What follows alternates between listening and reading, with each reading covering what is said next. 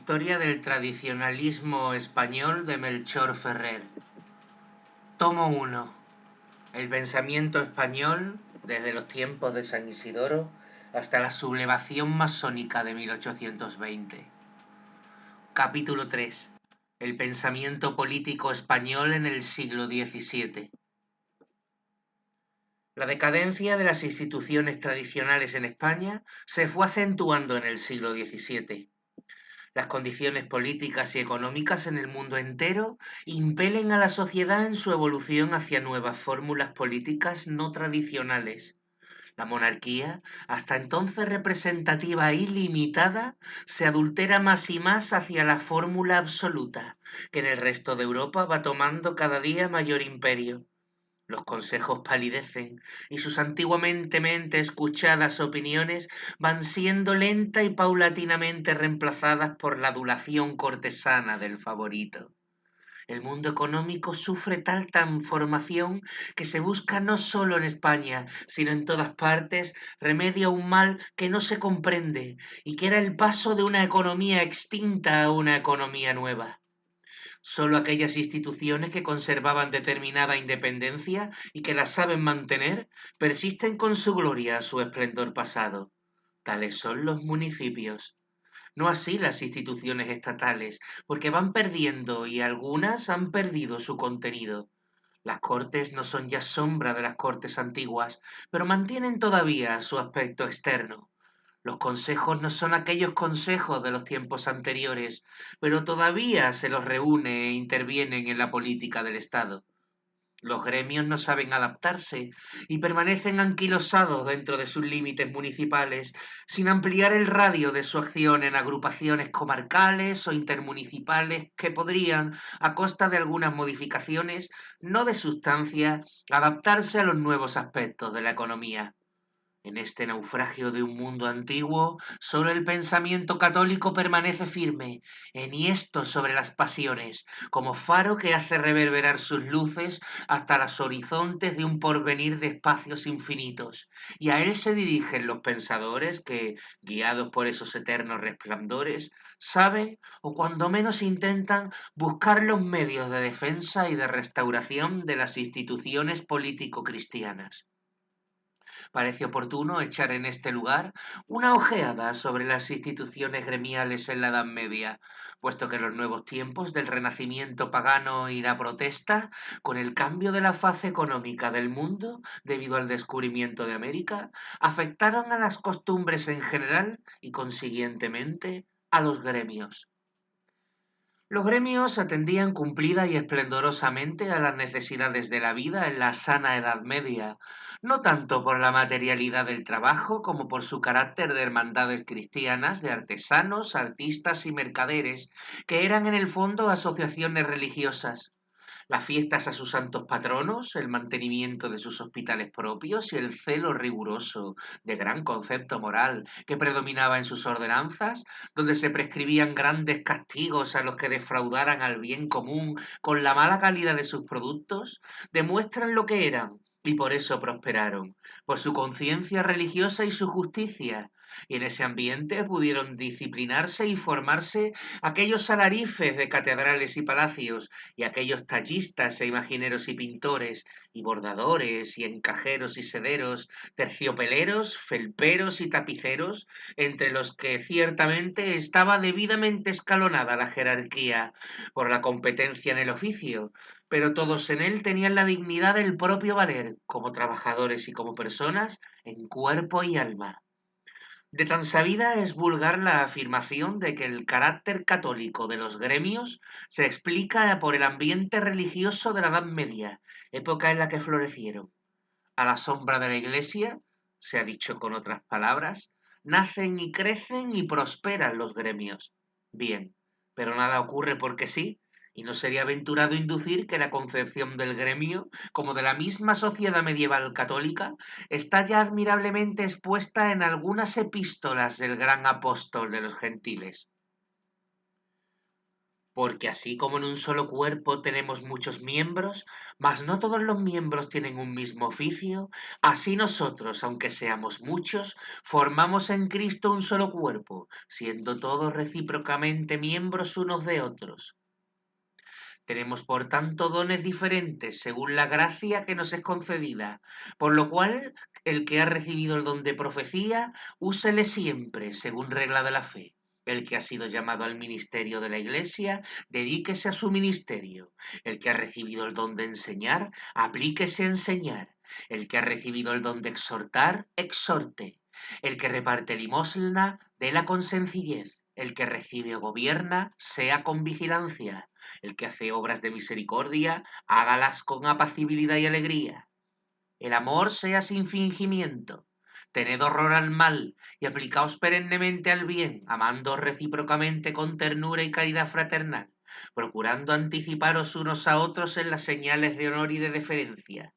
No seáis flojos en cumplir vuestro deber, sed fervorosos de espíritu, acordándoos que el Señor es a quien servís, alegraos con la esperanza del premio, sed sufridos en la tribulación, en la oración continuos, caritativos para aliviar las necesidades de los santos o fieles, prontos a ejercer la hospitalidad, bendecid a los que os persiguen, bendecidlos y no los maldigáis, alegraos con los que se os alegran y llorad con los que lloran. Estás siempre unidos en unos mismos sentimientos y deseos, no blasonando de cosas altas, sino acomodándoos a lo que sea más humilde. La sociedad católica, los fieles de la Iglesia en el espíritu de su divino fundador, están vistos y acoblados por las palabras precisas y admirables de San Pablo, y sin duda la Edad Media, saturada de teología, procuró, dentro de la afabilidad y flaqueza propias de todo pecador, saber y practicar las normas de la verdadera unión cristiana, pues además de la unción fraterna y piadosa de las hermandades gremiales, viéronse extraordinariamente difundidas las órdenes mendicantes que ofrecen una inmensa mies de caridad, abnegación y renuncia de todas las cosas. Los ejércitos innumerables de cruzados que se dirigieron al oriente mostraron fe y caridad divina y espíritu de sacrificio. Y no se manifestó este menor en las gigantescas construcciones dedicadas al culto y ejecutadas en gran parte por donativos voluntarios. En el ejercicio de la beneficencia, este periodo casi se puede equiparar con los primeros tiempos del cristianismo, así por la extensión como por el espíritu de ella. Ninguna época ha hecho tanto por los pobres como la Edad Media, así en la beneficencia pública como en la privada. En su primera carta a los Corintios abundaba San Pablo en el orden, gradación y jerarquía de los fieles dentro de la sociedad cristiana, y dependientes todos de la gracia y potestad suprema de Cristo, incide en lo que hemos reproducido de la carta a los romanos, con magníficas expresiones. Refiriéndose a la naturaleza de los dones espirituales, dice: hay sí diversidad del orden espiritual, mas el espíritu es uno mismo. Hay también diversidad de ministerios, mas el Señor es uno mismo. Hay asimismo diversidad de operaciones sobrenaturales, mas el mismo Dios es el que obra todas las cosas en todos. Pero los dones visibles del Espíritu Santo se dan a cada uno para la utilidad. Así el uno recibe del Espíritu Santo el don de hablar con profunda sabiduría. Otro recibe del mismo Espíritu el don de hablar con mucha ciencia. A este le da el mismo Espíritu una fe o confianza extraordinaria. Al otro la gracia de curar enfermedades por el mismo Espíritu. ¿A quién el don de hacer milagros? ¿A quién el don de profecía? ¿A quién discreción de espíritus? ¿A quién don de hablar varios idiomas? ¿A quién el de interpretar las palabras o razonamientos? Mas todas estas cosas las causa el mismo invisible espíritu repartiéndolas a cada uno según quiere. Porque así como el cuerpo humano es uno y tiene muchos miembros, y todos los miembros, con ser muchos, son un solo cuerpo, así también el cuerpo místico de Cristo, a cuyo fin todos nosotros somos bautizados en un mismo espíritu para componer un solo cuerpo, ya seamos judíos, ya gentiles, ya esclavos, ya libres, y todos hemos bebido un mismo espíritu. ¿Puede darse una más clara definición de la cristiandad, de la catolicidad de la Iglesia Universal? Y añade enseguida, completando su formidable disertación, que ni tampoco el cuerpo es un solo miembro, sino el conjunto de muchos. Si dijere el pie, pues que no soy mano, no soy del cuerpo, ¿dejará por eso de ser el del cuerpo? Y si dijere la oreja, Pues que no soy ojo, no soy del cuerpo, ¿dejará por eso de ser del cuerpo? Si todo el cuerpo fuese ojo, ¿dónde estaría el oído? Si todo fuese oído, ¿dónde estaría el olfato? Mas ahora ha puesto Dios en el cuerpo muchos miembros y los ha colocado en él como le plugo. Que si todos fuesen un solo miembro, ¿dónde estaría el cuerpo? Por eso ahora, aunque los miembros sean muchos, el cuerpo es uno. Ni puede decir el ojo a la mano, no he menester tu ayuda, ni la cabeza a los pies, no me sois necesarios. Antes bien, aquellos miembros que parecen los más débiles del cuerpo son los más necesarios, y a los miembros del cuerpo que juzgamos más viles, a estos ceñimos de mayor adorno, y cubrimos con más cuidado y honestidad aquellos que son menos honestos. Al contrario, nuestras partes o miembros honestos, como la cara, manos, ojos, etcétera, no han menester nada de eso. Pero Dios ha puesto tal orden en todo el cuerpo que se honra más lo que de suyo es menos digno de honor, a fin de que no haya cisma o división en el cuerpo, antes tengan los miembros la misma solicitud unos de otros. Por donde si un miembro padece, todos los miembros se compadecen, y si un miembro es honrado, todos los miembros se gozan con él. Vosotros, pues, sois el cuerpo místico de Cristo y miembros unidos a otros miembros. Así es que ha puesto Dios varios miembros en la iglesia, unos en primer lugar apóstoles, en segundo lugar profetas, en el tercero doctores, luego a los que tienen el don de hacer milagros, después a los que tienen gracia de curar, de socorrer al prójimo, don de gobierno, de hablar todo género de lenguas, de interpretar las palabras. ¿Por ventura son todos apóstoles? ¿O todos profetas? ¿O todos doctores? ¿Hacen todos milagros? ¿Tienen todos la gracia de curar? ¿Hablan todos lenguas? ¿Interpretan todos? Vosotros, empero, entre esos dones, aspirad a los mejores. ¿No será herético aplicar, por agnación espiritual, a los gremios cristianos medievales parentesco con la mente de San Pablo en este plan de la Iglesia de Cristo trazado por el apóstol? Pudo él ciertamente tener la visión o la intuición de lo que sería la sociedad adherida a la doctrina de Cristo en un grado de notable perfección, porque así la delineó su pluma. Y si no iba a ser como él la describiera, no sería tal realidad de sociedad cristiana, ya que los tiempos, entre innúmeras vicisitudes, no han hecho sino confirmar la claridad de las luces del Espíritu Santo, inspirando aquel numen genial. Lo que sí puede afirmarse con toda seguridad es que el pensamiento cardinal de la Edad Media estuvo bien impregnado del pensamiento de San Pablo y de su esplendente apología participa aquel lema de los gremios del medievo: uno por otros y Dios por todos. Con el pensamiento en Dios y el corazón palpitando al ritmo de la insaciable caridad que conmueve al corazón de Cristo, ni el don de lenguas, ni el de profecía y penetración en todos los misterios, ni toda la fe posible, ni la largueza de distribución de todos los bienes para sustento de los pobres. Nada de lo dicho sirve si falta la caridad, dice el apóstol en el capítulo que sigue al que hemos citado. Los hombres de aquella edad procuran convivir, cada uno desempeñando su función, intelectual o manual, su arte o su oficio, sin que la variedad rompa el vínculo permanente y altísimo de la unidad en la veneración al autor de la vida. En el regazo de la Iglesia nació la hermandad cristiana que llamamos gremio. Veamos su proceso. Núcleo de la sociedad es la familia. Para su vivencia, el jefe de la familia y todos los miembros necesitan trabajar. Son múltiples las necesidades humanas, múltiples las vocaciones y aptitudes de los hombres, y cada cual se consagra a aquello para lo que tiene afición y capacidad. De ahí la variedad del trabajo. Los que trabajan por exigencias de la producción coinciden en el desempeño de sus oficios y profesiones respectivos en el taller o en el comercio. Les unen intereses y necesidades de comunidades y se asocian. He aquí el gremio, prolongación natural de la familia y anterior a la persona natural que se llama municipio. El concejo es una corporación encargada de regir los intereses comunales.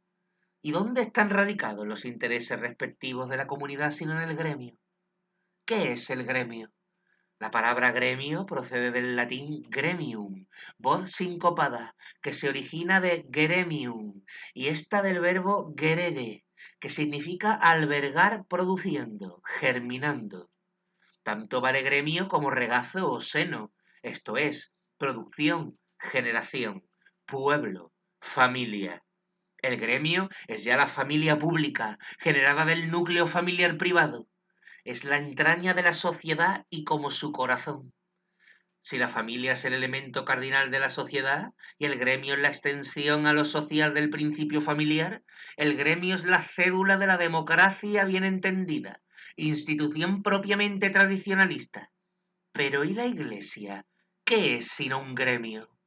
Es conocida la frase de que están en el gremio, en el seno de la Iglesia Católica, los fieles cristianos que unidos con sus legítimos pastores tienen una misma fe y obedecen a una misma cabeza visible, que es el Papa, vicario de Cristo en la tierra. Y cuando en las universidades se dice claustro y gremio, se usan ambas palabras en un mismo sentido. Aplicando a la vida material, bajo la férula política, la doctrina con que el apóstol de las gentes pronunciaba las jerarquías para la Iglesia y la diversidad de ministerios, y el reparto de dones del Espíritu, que cada cual ejercita según en lo que es apto, pero todos integrados en el cuerpo místico de Jesucristo, podemos decir que nunca ha de concebirse la especialidad y autonomía de un miembro gremial o profesional, de manera que pueda creerse desligado de la comunidad social o nacional, ni a la inversa, puede ser lícito ni conveniente que un difuso compuesto social inorgánico obtenga, por sufragios diluidos, los atributos del gobierno, y mucho menos abusar de él, actuando con desconocimiento o menosprecio del sentir de la nación en lo que hace a las creencias y costumbres, heredades nacionales, tradicionales. Parece pues que ninguna delegación es tan democrática como la gremial. El ciudadano, lo ha confirmado la voz de Cristo, tiene obligación de dar su tributo al César. Se tributa para el sostenimiento de la vida colectiva, que produce o debe producir bienes sociales. Y la tributación debe ser proporcionada a los bienes que cada ciudadano posee. Y esos bienes, generalmente por el trabajo, se adquirieron o se adquirieren. Y si la administración del fruto de las aportaciones tributarias la han de tener los que tributan, como se tributa con una parte del fruto del trabajo, de la ocupación en el trabajo, resulta razonable y con fundamento legítimo la delegación que confieran los contribuyentes como tales contribuyentes desde sus gremios respectivos. Los motes políticos de la llamada democracia política no son títulos tan legítimos. Suelen ser patentes de corso, de que han usado muchas veces para la piratería los capitanes, pilotos y contramaestres, bergantes de bergantines abanderados con gallardetes remudables, según quien les favorezca, que obtienen la capitanía, el pilotaje o el contramaestrazgo a cambio de alimentar a sus clientelas con el botín arrebatado a los pueblos. En la que pudiéramos llamar democracia tradicionalista, y empleamos la palabra quinta esenciando su espíritu, porque según la letra es casi un imposible físico, metafísico y moral que los pueblos puedan gobernarse ellos mismos con la presencia colectiva que la función de gobernar exige. En la democracia tradicionalista, decimos, es donde puede ser verdad la delegación, porque cada gremio, para la esfera municipal al menos, elige directamente al representante de su corporación, que seguirá siendo representante suyo sin que pueda defraudar a los electores, cambiando la definición, como ocurre muchas veces con los diputados o concejales de los partidos políticos, porque los poderdantes le retirarían sus poderes como hace el dueño de un negocio cualquiera con el administrador infiel. Se reunían los gremios en sus iglesias de pueblo, junto al altar de sus santos patrones. Han buscado como primer vínculo el religioso, para hallar por la intercesión del santo el favor divino. Pero como ha dicho San Pablo, y saben aquellos artesanos, es necesaria la caridad. Y de la reunión suya en la capilla de su protector celestial se orienta la obra colectiva, en el sentido de la asistencia entre los agremiados y de la elevación espiritual que da la verdadera religiosidad. De estas saldrán aquellas disposiciones que mantienen el honor del gremio, persiguiendo al que intenta defraudar al comprador o engañar al marchante, y también la fundación de los hospitales gremiales y las obligaciones de amparar a las viudas honestas de los agremiados fallecidos y a su prole. Tres son, pues, los aspectos que presenta inmediatamente el gremio. vida religiosa intensa, colectiva de los agremiados, caridad en las asistencias de los desvalidos y de los allegados a sus consorcios que son víctimas de la desgracia y mantenimiento de la elevación propia del artesano, que no quiere convertir su trabajo en una simple y vulgar mercadería, sino que le quiere dar con su valor personal el de que sea la obra de un artista. Mas para que hubiera la correspondiente organización que hiciera imposible que la puerta del gremio estuviera abierta a cualquier intruso que intentara burlarla, siguió la jerarquización de los agremiados, con las pruebas necesarias para pasar de un grado a otro, hasta llegar al más encumbrado, y también la reglamentación de ese trabajo, la reglamentación del precio de la obra de los talleres, para evitar competencias indignas, y por último, la vigilancia en estos mismos talleres, que como es sabido, eran prolongaciones de la familia del maestro, ya que aprendices y oficiales convivían con él como formando entre la sociedad familiar y la sociedad eril. Y al desarrollarse los gremios, estos prestaban tantos servicios a la sociedad, la república, como decían entonces, que el rey les concedía privilegios cuando les aprobaba las ordenanzas, privilegios que iban aumentando con los años y que eran como el tesoro espiritual en que se demostraba el abolengo de aquella artesanía tan digna de encomio. Y los municipios, al abrirles las puertas de sus concejos, recibían al contacto con las organizaciones cristianas de trabajo tal sello de nobleza que se convertían en verdaderas repúblicas municipales, que no hemos de buscar solo en Francia o en Italia, pues las hubo por todo el mundo, y vestigios de ellas hemos conocido en el siglo XIX en la misma Alemania. España también las tuvo, y fueron galardones de la corona de nuestra grandeza. Religión, trabajo, beneficencia y justicia interior. Tales eran las misiones que desempeñaba en su seno el gremio medieval, cuando gozaba de su soberanía propia en lo que correspondía a su jurisdicción. Lo fue perdiendo todo lentamente en los siglos del Renacimiento y sucesivos, y cuando ya no quedó más que una etiqueta, una apariencia y un ritualismo, se hundieron completamente, desapareciendo de la vida social o por agotamiento o bajo la persecución sañuda de los gobiernos revolucionarios que alzaron la bandera del liberalismo económico. También los municipios han ido perdiendo aquella autoridad que tenían los concejos antiguos. Eran estos libres, y esta libertad se refleja todavía en aquella entereza que retratara tan magníficamente Calderón de la Barca en el alcalde de Zalamea. Barrio Inier ha escrito sobre la institución municipal española. Hubo un tiempo en que vuestros venerables concejos, compuestos de honrados vecinos, gobernaban patriarcalmente vuestros pueblos, cobijados a la sombra de la santa y verdadera libertad. Hubo un tiempo en que nadie más que vosotros mandaba en vuestros términos, en que no se os vendían vuestros propios y terrenos comunales, en que erais los dueños de vuestros montes y en que aprovechabais libremente todos los productos de vuestro suelo. Ya a principios del siglo XIV se señala en Castilla el inicio de la decadencia del régimen municipal. Esta se fue acentuando notablemente en el transcurso de dicho siglo y del siguiente, y aunque todavía mantenían ciertas libertades, es innegable que los municipios, como instituciones libres, llevaban ya el sello de la muerte en el siglo XVI. Pero no era en toda España, puesto que en la Corona de Aragón las libertades municipales subsistieron mucho tiempo, y fue el vendaval de la Guerra de Sucesión el que barrió muchas instituciones, entre ellas el Consejo de Ciento de lo que pudo llamarse República Municipal de Barcelona. En los tiempos de su grandeza, dice Hinojosa, los regímenes municipales en León y en Castilla constituyen uno de los capítulos más interesantes y fecundos de la civilización europea.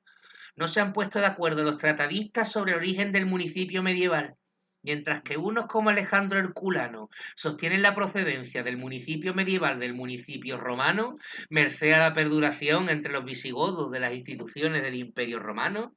Otros como Minguijón hacen la distinción de que el municipio romano, reglamentado y burocrático, fue una emanación o concesión del Estado, mientras que el municipio de la Edad Media española fue un producto social y conservó el sentido familiar y solidarista de las comunidades germánicas.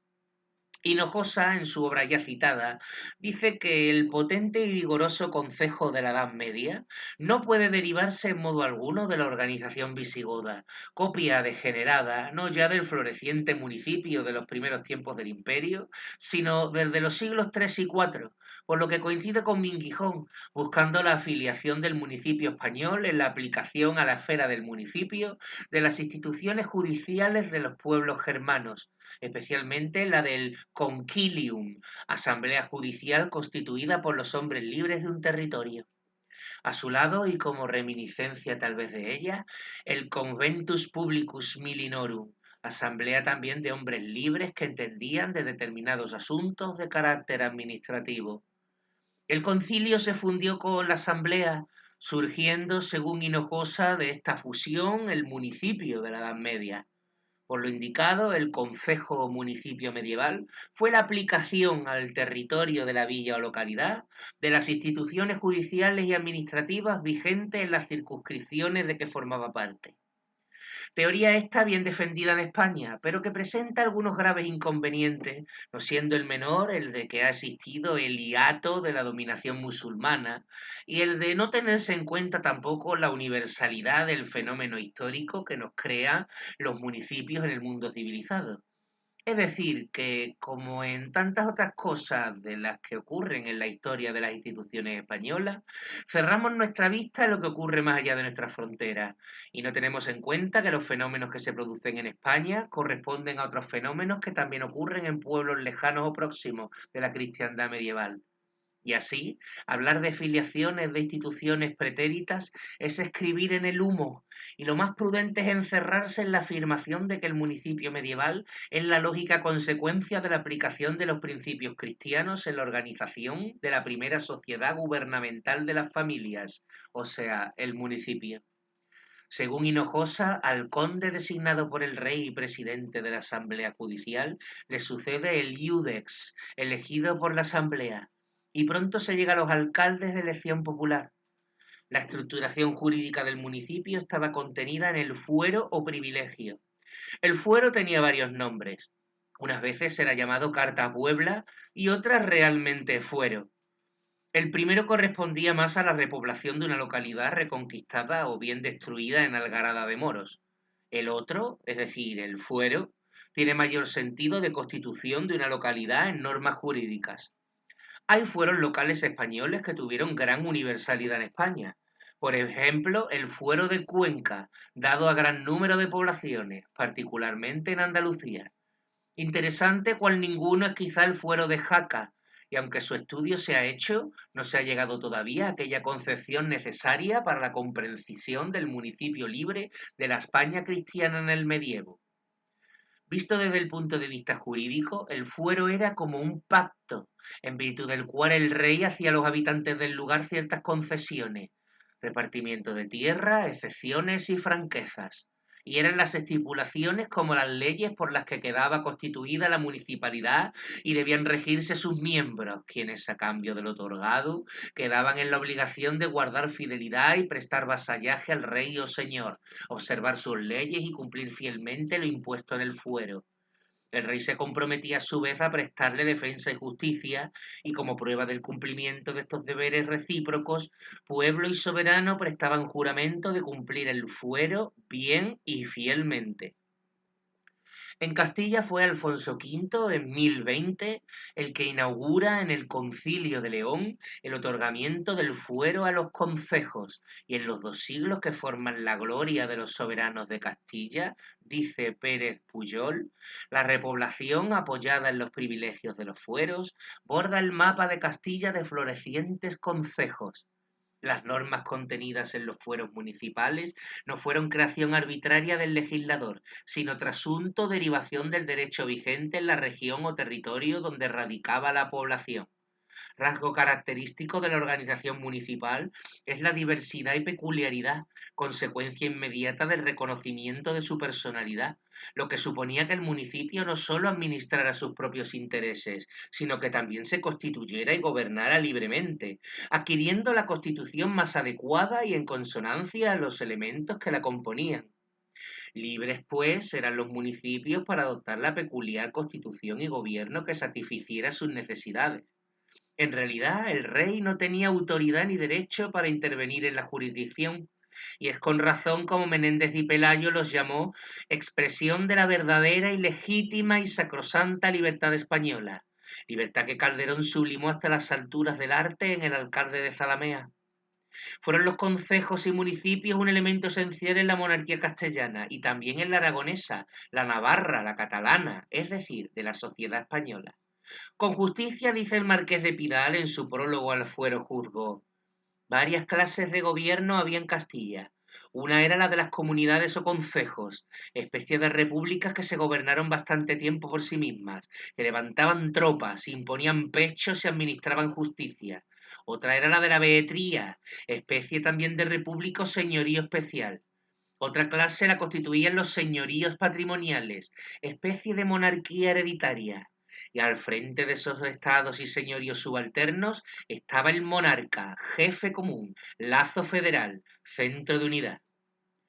Dada la autarquía municipal, los nombres, títulos y atribuciones de los funcionarios variaban según el lugar.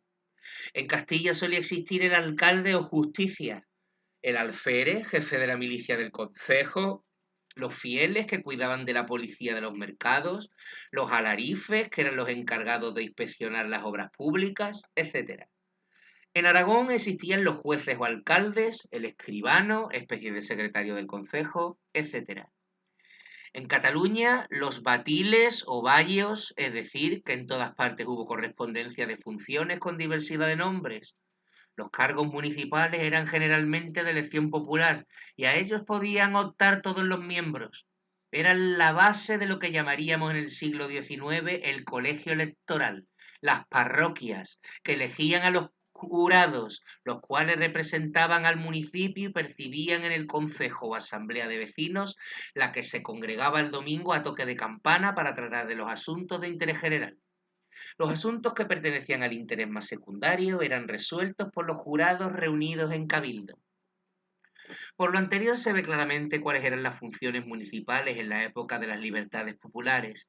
El orden, es decir, la policía local, con jurisdicción del alcalde, la defensa de las familias congregadas, lo que suponía la administración de su hacienda y de sus bienes propios, y el bienestar de la familia, preocupación del municipio, impone a éste que se ocupe de la enseñanza, pero decayó lentamente la libertad municipal y el esplendor de nuestros municipios. El régimen de libertades y franquicias no pudo soportar el embate de los tiempos. La extensión del poder real primero y luego el absolutismo y el cesarismo para llegar al siglo XIX, donde pierden hasta el recuerdo de su pasada grandeza. Golpe severo para la institución municipal fue la creación de la institución del corregidor en las Cortes de Alcalá de 1345. El corregidor era el funcionario real que inspeccionaba la marcha de los municipios. Con esto comienza el declinar de tan gloriosa institución, y un día y otro día, un año y otro año, un siglo y otro siglo, fueron desmoronando nuestro pasado hasta llegar a ser aquellas brillantes repúblicas municipales, según frase de Vázquez de Mella. Una sección administrativa, una simple rueda cuyo manubrio está en el Ministerio de la Gobernación. Otra institución cuya decadencia es cada día más patente fue la de las Cortes españolas. Estas tuvieron su apogeo en los siglos XII, XIII y XIV. Prosiguieron en su grandeza en el XV, pero en el XVI comenzó la crisis, sobre todo por haber perdido preponderancia el elemento de equilibrio de los brazos, y al llegar al siglo XIX se perderá hasta casi la noción de lo que fueron. El origen de las Cortes se acostumbra a buscarlo en los concilios toledanos, pero no es nuestro objeto dilucidar este hecho histórico de su esplendor. En realidad, verdaderas cortes no existen hasta que se constituyen los tres brazos, en Aragón cuatro, y en Castilla esto no ocurre hasta 1188, cuando las Cortes de León, anteriores a estas son las Cortes aragonesas de 1134, cuando el brazo popular aparece en las mismas, y posteriores son las navarras de 1194, admiten también el brazo real. ¿Qué eran los tres brazos? El militar o de la nobleza correspondía a las jurisdicciones señoriales. Tanto era así que si el señor tenía sus tierras empeñadas o bien dejaba de poseerlas, perdía inmediatamente su derecho de acudir a las cortes convocadas por el rey. Era lo que podríamos decir el brazo de los servidores del Estado, y particularmente de los que tenían la representación de los señoríos territoriales. Este brazo estaba siempre presidido por una de las casas de más rancio abolengo al servicio del rey. El brazo eclesiástico lo componían los obispos, priores y abades de grandes monasterios de determinadas órdenes religiosas y representantes de los cabildos y maestres de órdenes militares establecidas en España. Este brazo, que podríamos llamar, dada la época, representante de la espiritualidad y la intelectualidad, tenía su presidente nato en el prelado de la sede principal, en Cataluña el arzobispo de Tarragona. El estado llano lo componían los procuradores de las ciudades y villas a las que el rey había concedido el privilegio de ser llamadas a cortes. No eran, por lo tanto, llamados los concejos de las poblaciones de señorío, que ya quedaban presentes por su natural señor, sino los de villas y ciudades de realengo. La designación por elección, otros por insaculación o sorteo. La designación la hacían, como decimos, los concejos. Eran los procuradores simples mandatarios de los concejos y recibían de sus representantes poderes e instrucciones con arreglo a los cuales debían ajustar su actuación. Era el mandato imperativo.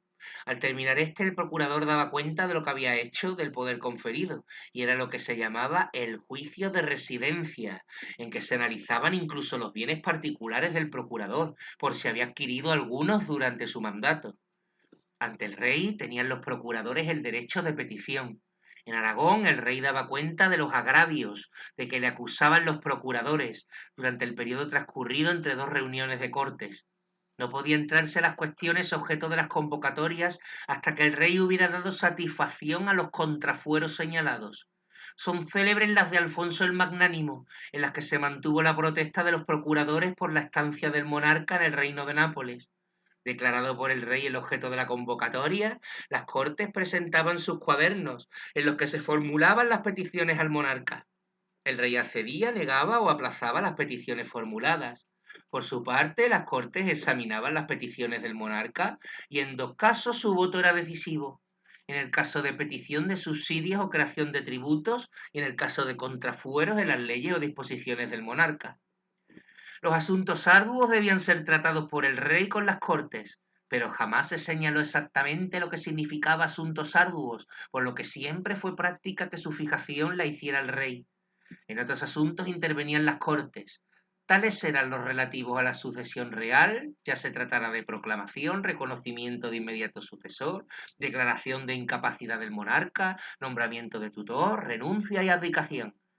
Habían intentado las Cortes recabar siempre mayores derechos, hasta el extremo de que en las de Valladolid de 1526 se pidió a Carlos I que la declaración de guerra la hiciera el rey después de que los procuradores examinaran la causa y vieran si era justa o no.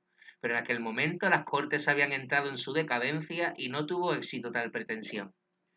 Porque a partir del siglo XVI se entabló una lucha, cosa muy humana, entre el poder real y las Cortes. El triunfo, lento pero decisivo, del primero terminó a la larga con las Cortes españolas. El triunfo de las Cortes sobre el poder real, también a la larga, condujo lógicamente en Inglaterra al parlamentarismo actual.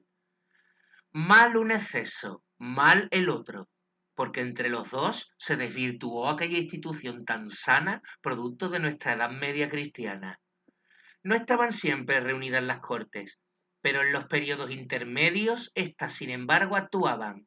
En Castilla la Junta de Millones era, lo que se ha dicho, ser una diputación permanente de Cortes, y resolvía inmediatamente las peticiones de subsidio formuladas por el rey. Con la decadencia, la Junta no fue más que un órgano consultivo, manejado por los poderes de los ministros del soberano. En Cataluña, los periodos en que no estaban reunidas las Cortes, realizábanse estas, funcionando por medio de la Generalidad, compuesta de representantes de los tres brazos y presidida forzosamente por el arzobispo de Tarragona. La limitación del poder real era así, permanente en aquellos tiempos. Para terminar con la independencia de las Cortes, los reyes fueron dando mayor incremento al brazo popular. De esta alianza entre la democracia y el poder real provino el desplazamiento de los brazos eclesiástico y militar. Las nuevas doctrinas cesaristas fueron acabando en el siglo XVIII con las Cortes y al comienzo del siglo XIX, como veremos, su restablecimiento es uno de los puntos que más insistentemente solicitan los realistas y es también su restauración el señuelo de los liberales, que hablan de las Cortes tradicionales, pero piensan en las asambleas de la Revolución Francesa. Continuemos con nuestra relación de autores de filosofía política del siglo XVII.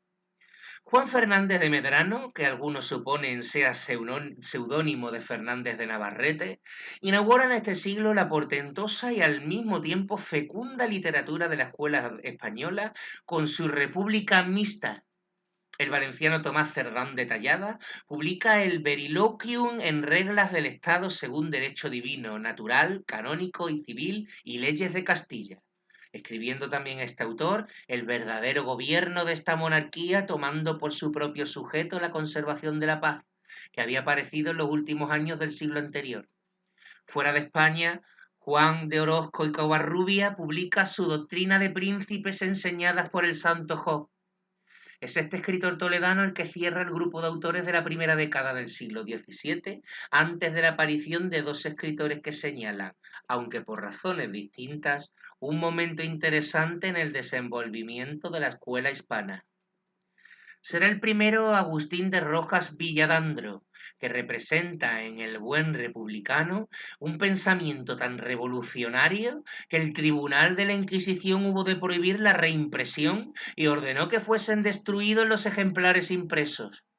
Este hecho demuestra que si el Tribunal del Santo Oficio velaba por la conservación de los principios fundamentales de la sociedad, no era con un criterio estrecho, pues la señalada es en realidad la única obra política que fue prohibida por la autoridad eclesiástica, ya que en las demás, a pesar de sostenerse, como hemos visto y veremos más adelante, criterios y opiniones exageradamente atrevidos, cuando más se limitó el Santo Oficio a incluirlos en índices expurgatorios que no coartaban el pensamiento de los escritores. La obra de Rojas Villadandro fue dada por Nicolás Antonio como jamás impresa, pero Palau señalará que la edición fue hecha en Salamanca por Antonio Ramírez en 1611, y el hecho de que todavía se cotice entre los bibliófilos hace patente que la destrucción no fue tan generalizada como se cree.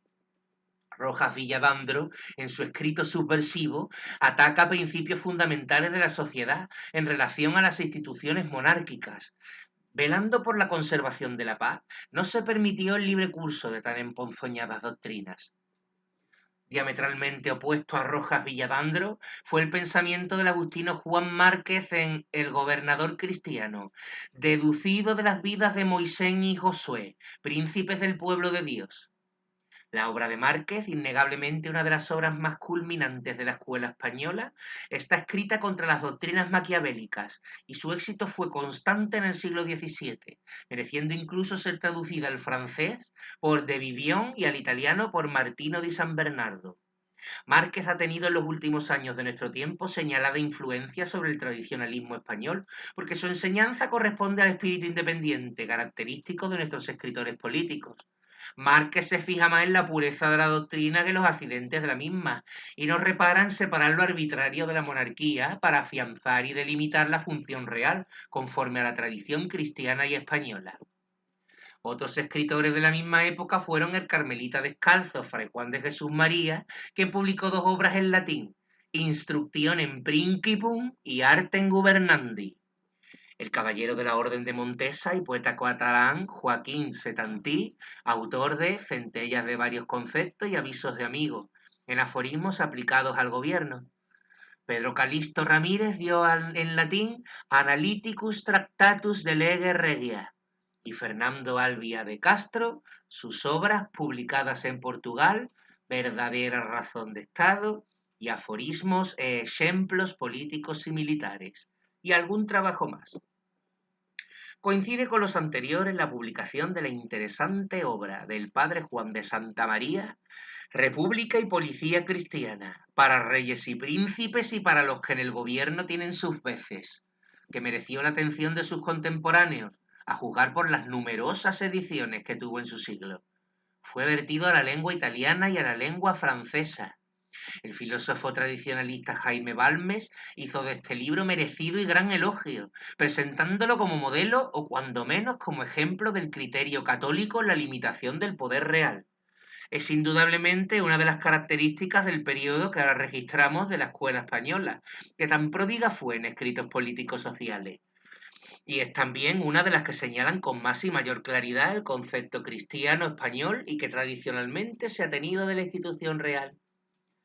Fray Juan de Madariaga, Cartujo, publicó su tratado del Senado y de su príncipe, mas parece que sus superiores consideraron que no era el más a propósito para firmar un libro muy de lleno adentrado en cosas de política y gobierno, un religioso de tan austera orden, por lo que luego se reeditó con el siguiente título: Gobierno de príncipes y de sus consejos para el bien de la República, compuesto por un devoto religioso que por su humildad no se nombra.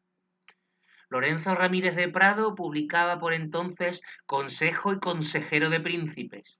El jerezano Juan de Argomedo y Villavicencio dio su El Corregidor, Advertencias Políticas. El benedictino Fray Juan de Salazar, por su parte, nos dará Política Española. Contiene un discurso acerca de su monarquía, materias de Estado, aumento, perpetuidad, escritas contra la obra de Campanella, Monarquía Hispánica. No solo hacen frente nuestros escritores a las doctrinas maquiavelistas, sino que ahora cierran el paso a los atavismos de Campanella, quien en sus elucubraciones defiende la subordinación del poder civil al pontificio y una monarquía universal gobernada por el Mesías y directamente por el rey de España. No era solo este aspecto de Campanella el que preocupaba, sino su tendencia hacia el comunismo, expresada en La Ciudad del Sol, libro en el que llegaba a patrocinar un régimen de comunidad de mujeres, de comida, de bienes, de educación, etc. Todo gobernado por el gran metafísico y por tres ministros: el poder, la sabiduría y el amor. Al principio utilitario de Maquiavelo oponía Campanella la justicia natural y el amor universal a los hombres y a Dios.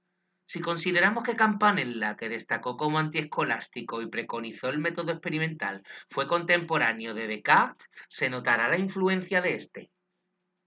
Si bien era difícil extender como doctrina tales teorías, hemos de pensar que todas las revoluciones o subversiones de la Edad Media fueron de tendencias socialmente igualitarias y hasta comunistas. Dante pondrá uno de estos comunizantes en vías de descender al infierno. No debemos olvidar la propensión de la plebe inculta hacia el comunismo. Era siempre posible que tal semilla pudiera causar daños en el pensamiento y en la conciencia de la masa popular. Francia ha conocido la Jacquerie y Alemania las inflamadas muchedumbres de fanatizados anabaptistas, siguiendo a su profeta Thomas Münzer con los estragos de la guerra de los campesinos. Sin embargo, y esto es otra prueba de cómo se respetaba el pensamiento de los escritores por la Inquisición española, cuando el pensamiento no era provocador de revueltas contra la autoridad divina, autorizaba la publicación de La Utopía de Tomás Moro, traducida al romance español por Antonio de Medinilla y Porres.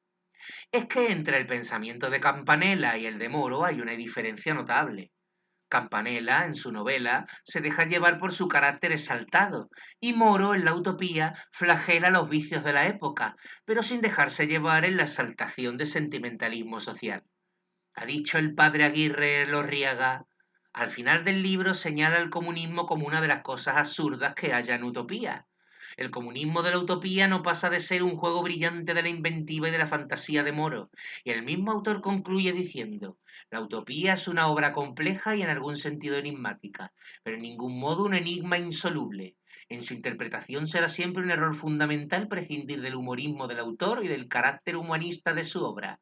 Tomarla en serio, con una mentalidad moderna, cargada de preocupaciones sociales, es una injusticia histórica de carácter grave. Así lo debieron entender los teólogos de la Inquisición cuando autorizaban la circulación del libro de Tomás Moro y prohibían en cambio las obras de Campanella. Hemos de señalar, aunque sea de paso, pues no se editó en España, sino en Alemania e Italia y en lengua italiana, el tratado Principis Evangelici, libro socto, sigue de Christiana Educatione Principis, de Alonso Carrillo.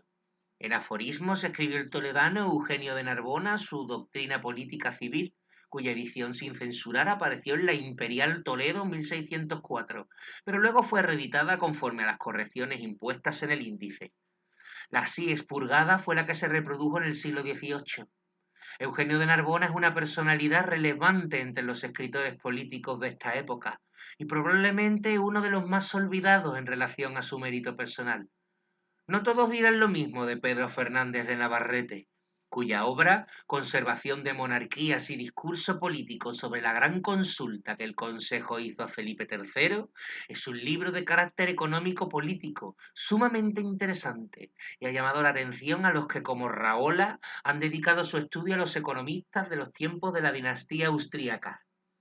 La obra de Fernández de Navarrete sobrevivió a su siglo, y aunque no tan conocida, también fue reeditada su carta de Lelio Peregrino a Stanislao Borbio, privado del rey de Polonia.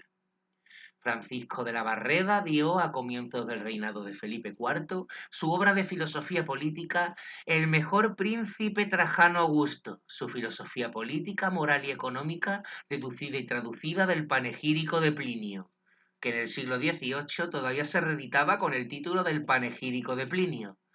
El licenciado Jerónimo de Ceballos, que como ya diremos pertenecía al grupo regalista del siglo XVII, publicó Arte Real para el buen gobierno de los reyes y príncipes y de sus vasallos.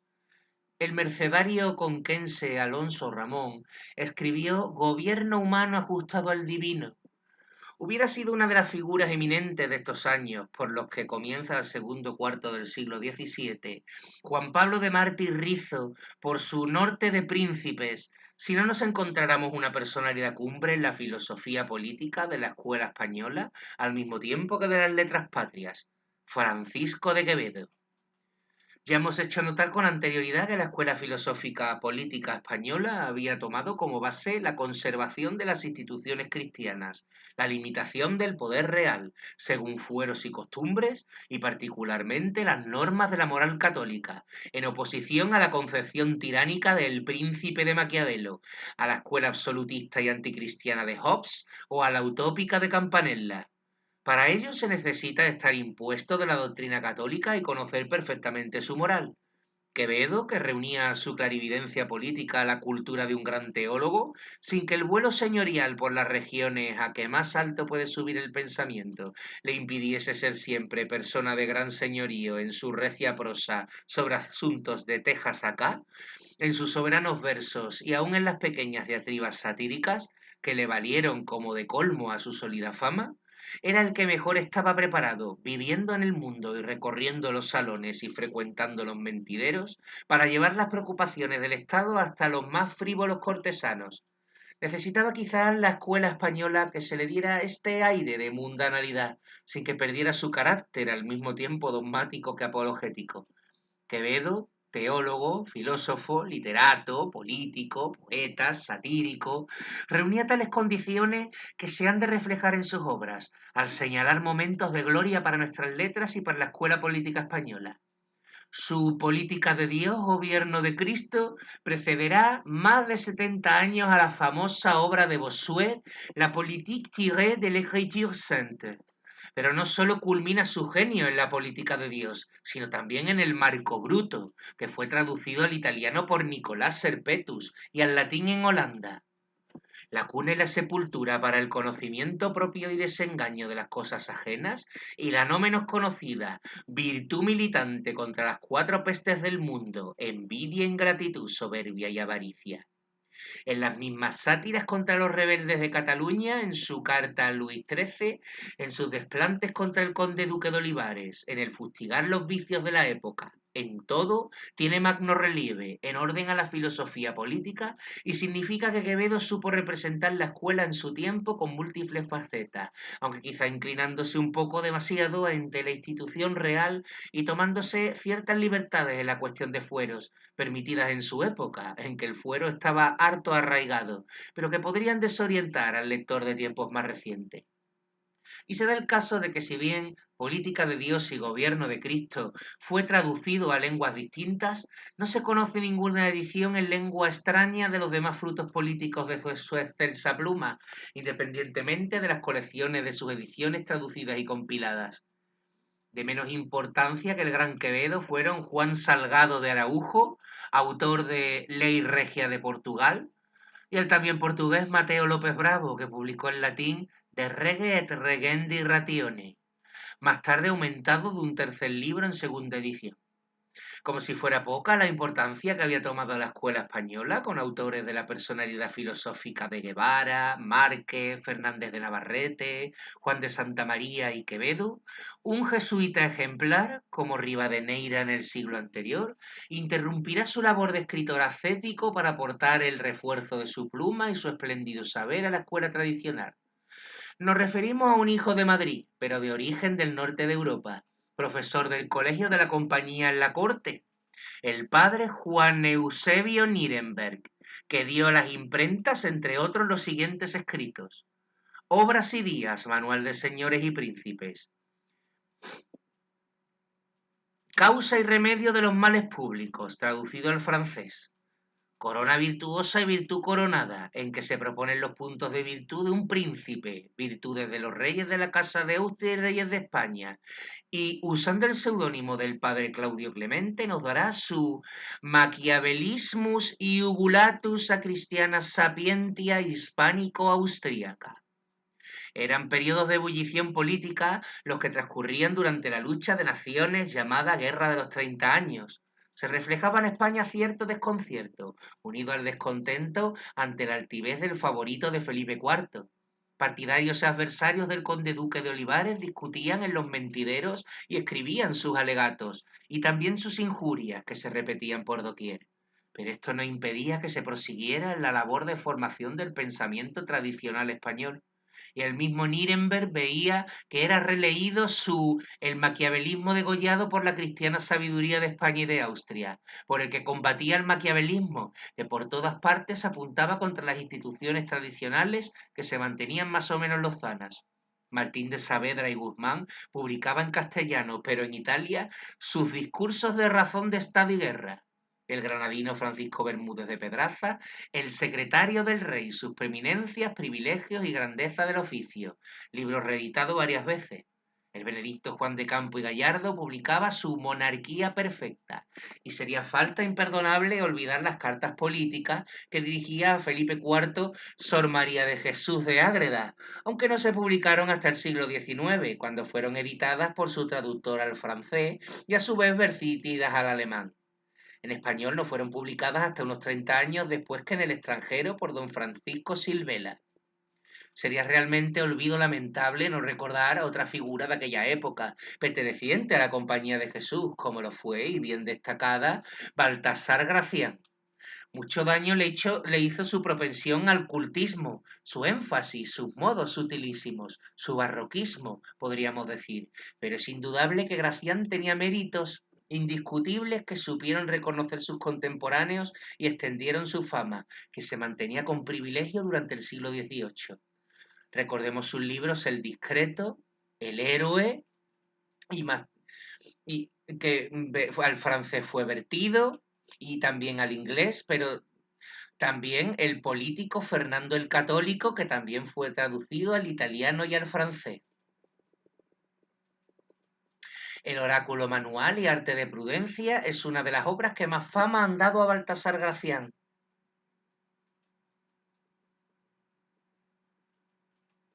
Sin embargo, todas las otras figuras palidecen ante una preeminente que puede decirse bastaría por sí sola para pronunciar todo el valor de la literatura política en el siglo XVII, Diego de Saavedra Fajardo. Este antiguo embajador en varias cortes extranjeras, agente en Roma, secretario del rey y plenipotenciario en Münster y Osnabrück, al negociarse la paz de Westfalia, aunque no pudo allí desplegar su actividad a causa de las intrigas cortesanas de los envidiosos de su saber y prudencia, nos legará un tratado completo de política cristiana, exponiendo sus máximas más puras adornadas con oportunas observaciones sobre la sociedad y los hombres, en las que demuestra la elevación de sus pensamientos y su seguridad en el juicio. Tal es la capital idea de un príncipe cristiano político, representada en 100 empresas, cuyo éxito literario, por la belleza de su lenguaje, corrió pareja con el que tuvo como expositor de las doctrinas de la escuela hispana. No debemos olvidar la personalidad de Vicente Muth, buen militar y buen literato mallorquín, que publicó El príncipe en la guerra y en la paz, copiado de la vida del emperador Justiniano, y tampoco a Jerónimo Fernández de la Mata, autor de Ideas políticas y morales, ni a José Laínez con El privado cristiano, ni al judaizante Antonio Enríquez Gómez, autor de Política angélica dividida en 5 diálogos, que se publicaba en Francia, ya que en aquella época feliz para nuestra personalidad histórica se editaban las obras de nuestros pensadores en los países extranjeros, siendo nuestro idioma lengua de políticos, eruditos y otros cortesanos. Otra personalidad vigorosa y que también ha marcado su huella en el pensamiento de los tradicionalistas del siglo XIX fue el obispo don Juan de Palafox y Mendoza, cuya historia real y sagrada, luz de príncipe y súbditos, ha sido una de las que más se reconocen en la formación de Vázquez de Mella. Y como si no tuviéramos bastante, al terminar la primera mitad del siglo XVII veremos aparecer el arte de reinar del portugués Antonio de Parada. Instituciones políticas en 2 libros, divididas de República y Príncipe de Diego de Tovar y Valderrama. Rey pacífico y gobierno del príncipe católico por Salvador de Mallea. Perfecta razón de Estado, deducida de los hechos del señor rey don Fernando el Católico, quinto de este nombre en Castilla y segundo en Aragón, contra los políticos ateístas, de Juan Blázquez Mayoralgo. Y por último, despertador que avisa a un príncipe católico ya en las inquietudes de la guerra, ya de los sosiegos de la paz, por Jerónimo de Ortega y Robles. Tampoco nos permitiríamos dejar en olvido a otros que, si de menos importancia, bien merece ser recordado. Así el agustino Pedro de Figueroa en Avisos del Príncipe en aforismos políticos y morales. Alfonso Menor, con Avisos a príncipes y gobernadores en la guerra y en la paz. Los portugueses Antonio de Sousa Macedo, en su obra Armonía Política dos documentos divinos comas conveniencias de Estado, y Antonio López de Vega, que publicó en español El Perfecto Señor. Merece también un lugar de este recuerdo al jesuita Andrés Mendo, en Príncipe Perfecto y Ministros Ajustados, documentos políticos morales en emblemas, que fue traducido al italiano en el siglo XIX. En la segunda mitad del siglo XVII no existen tan notables escritores como en la primera, pero sin embargo podemos citar Política Evangélica de Luis de Melo, en los últimos años de Felipe IV, y ya en el reinado de Carlos II a Diego Felipe de Albornoz en su Cartilla Política y Cristiana, las interesantes obras de Juan Baños de Velasco, Política Militar de Príncipes, El ayo y maestro de príncipes Séneca y Luciamneas Séneca ilustrado en blasones políticos y morales.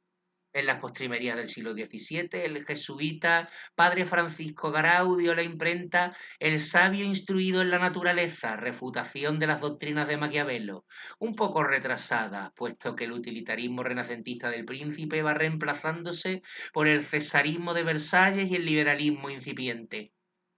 No debemos olvidar que hasta el siglo XIX no hemos conocido impreso el discurso del Rey Nuestro Señor del Estado en el que tiene los reinos y señoríos, con algunas advertencias sobre el modo de proceder y gobernar, debido a la pluma de Baltasar Alamos Barrientos, que había publicado a comienzos del XVI sus aforismos políticos sobre Cornelio Tácito. Muchos son los autores que todavía permanecen inéditos, como el franciscano padre Juan de Cobeña y el jurisconsulto y cronista de Felipe II, Pedro de Valencia, citados por Menéndez y Pelayo. El pensamiento español resiste la penetración de la doctrina protestante de Hobbes y la racionalista de Spinoza. La primera, tomando como norma del bien y el mal lo útil, entrega el poder al gobernante de un modo absoluto, una vez que representa la fuerza para impedir que unos hombres devoren a los otros como los lobos. A fuer de protestante, coincide con Grocio en prescindir del origen de la autoridad en Dios. Su tesis es que, en el estado natural, el hombre era enemigo del hombre. Homo homini lupus. La ley nace del poder público, y el poder público es el resultado de un pacto que hicieron los hombres para evitar el destruirse mutuamente. Y ese poder público, dice Hobbes, debe tener facultades ilimitadas, y es lícito todo derecho que no quiere nada con Dios y consagra la tiranía como medio de asegurar la convivencia. Spinoza, que ha recibido la instrucción de los maestros judíos, une la cábala a las teorías racionalistas de Descartes. En su tratado teológico político se presenta francamente racionalista, al proclamar la independencia de la razón y el libre examen en materias puramente religiosas y teológicas. Su doctrina es francamente panteísta, pues para él Dios no es personal, sino indeterminado, por lo mismo que, según el filósofo judío, toda determinación envuelve limitación. y carece de libertad en la creación porque es causa no transeúnte, sino única y necesaria de las cosas. En la moral, Spinoza proclama como bueno lo que nos es útil. En política se coloca al lado de Hobbes, de tal modo que afirmando por una parte la libertad absoluta del pensamiento y de la palabra, a la vez establece el monopolio irracional y tiránico de los poderes civiles en materia religiosa, sometiendo a ellos el culto, las prácticas de religión y hasta la interpretación de la escritura. La filosofía de Spinoza, que arranca de la de Descartes, conduce al racionalismo moderno en sus tres fases: el panteísmo en la ciencia, el naturalismo en la religión y el liberalismo en la política. Aunque los liberales no lo confiesan, es en este judío holandés como en Grocio donde se encuentra el germen de todas sus doctrinas. Pero gracias a la vigilancia de la Inquisición, ni Hobbes ni Spinoza hallaron momentáneamente eco en España. Será más tarde, envuelto en el ropaje de la enciclopedia y del filosofismo del siglo XVIII, cuando entrarán en nuestras esferas culturales estos elementos de disociación. El estado crítico de la economía española ha seguido agravándose y hace más imperativa la necesidad de arbitrar inmediatas soluciones a las más apremiantes de nuestra vida económica. Esto da origen a un número extraordinario de proyectos de los que fueron llamados arbitristas. Nuestra literatura del siglo de oro está llena de sátiras contra estos economistas de poca monta y escasa enjundia que, ingeniando medios para llenar el tesoro del rey, trataban de remediar su propia penuria económica. Pero al acercarnos luego a las figuras de los economistas y hacendistas de los modernos tiempos, nos damos cuenta de que muchos que gozaron de fama de tales no pasarían de ser unos meros arbitristas en nuestra literatura picaresca. Dejemos, pues, relegados en las páginas de Cervantes y de Quevedo a los trabacuentistas ridículos de su tiempo y fijémonos particularmente en los economistas del siglo XVII que honran el nombre de España.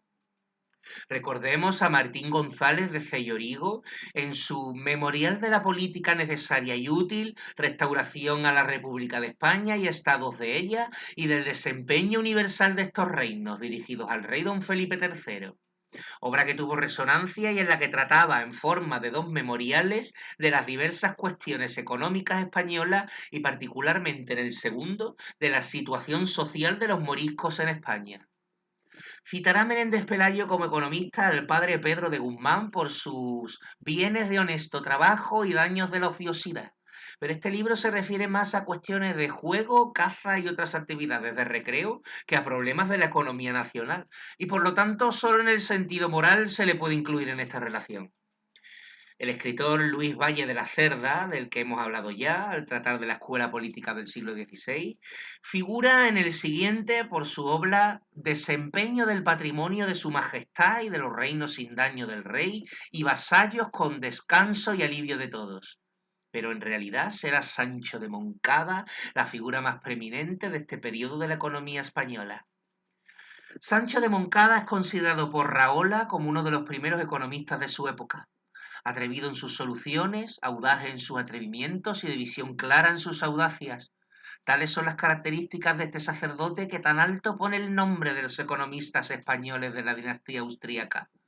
Algunas de las soluciones que señala tienden hacia los inventos de los arbitristas y con cierto desempado trata de los conventos y beneficios eclesiásticos, pero ello sería un lunar de escasa importancia si Moncada hubiese sido tendido como merecía. Tuvo visión completa del enmarañado problema de la economía española, y si sus consejos hubieran sido, no diremos seguidos, pero sí escuchados, quizá otra fuera entonces la suerte de nuestra economía. Tal es Moncada en Restauración Política de España, 8 discursos. Sempere y Guarinos le dio entrada en su Biblioteca Española Económica Política, y Raola le estudió con detención en su trabajo sobre los economistas del siglo XVII. Lo que no tuvo Moncada fue la percepción de cómo se iba transformando la economía del mundo entero, y esta falta de perspectiva dio el resultado de que su voz y su labor fueran inoperantes. También merecía la consideración de gran economista el doctor Pablo Fernández de Navarrete en su obra ya citada Conservación de Monarquía, que mereció asimismo la atención de los que han estudiado los problemas económicos del siglo XVII. Mateo Lisón y Viedma dio la estampa Discursos y apuntamientos en que se tratan materias importantes del gobierno de la monarquía y de algunos daños que padece y de su remedio. Miguel Caja de Leruela publicó Discursos sobre la principal causa y reparo de la necesidad común, carestía general y despoblación de estos reinos, que luego reproducirá en otro trabajo que tuvo particular consideración durante el siglo XVIII y que tituló Restauración de la antigua abundancia de España. Gerardo Basso dio a la estampa, entre las obras que van apareciendo sobre economía en este periodo, su gran tesoro para su majestad, que Dios guarde, y grandísimo para estos reinos y vasallos. Busca las causas de la decadencia española en su economía Fray Benito de Peñalosa y Mondragón en Libros de las 5 excelencias del español que despuebla España para su mayor potencia y dilatación, en el que trata particularmente del comercio con América y muy especialmente con el Perú. Las cuestiones de la moneda las estudia Guillem Borbón y Castañeda, y en las del comercio se distingue José Pellicer de Osau. Y al florecimiento de esta maravillosa escuela española de economistas, que con razón recibe las justas alabanzas de Raola, debemos añadir lo que representa por su atrevimiento la exposición de doctrinas revolucionarias en economía, como vemos en Alberto Struzzi en su Diálogo sobre el comercio de los reinos de Castilla, en el que se presenta como campeón ardiente de la libertad de comercio. Gaspar de Criales y Arce, quien en la carta que escribe a su majestad se nos revela enemigo acérrimo de las vinculaciones, y Jacinto Alcázar Arriaza, que defiende la contribución única en medios políticos para el remedio único y universal de España. También destaca Juan Bautista Dávila, partidario del impuesto progresivo. Si Moncada señaló ciertos aspectos de la economía relacionada con los eclesiásticos, otros han fijado su atención y han propuesto soluciones no tan radicales, como la reducción del número de conventos y una orientación desamortizadora de los bienes de la Iglesia, e importa por lo menos conocerlo. Tal es Fray Ángel Manrique, quien expone su pensamiento en su discurso sobre el socorro que puede hacer a su majestad el Estado eclesiástico de España. Quizás era más arbitrista que economista Fray Juan de Castro, y adelantándose en un siglo a los economistas que fundaron la escuela fisiocrática.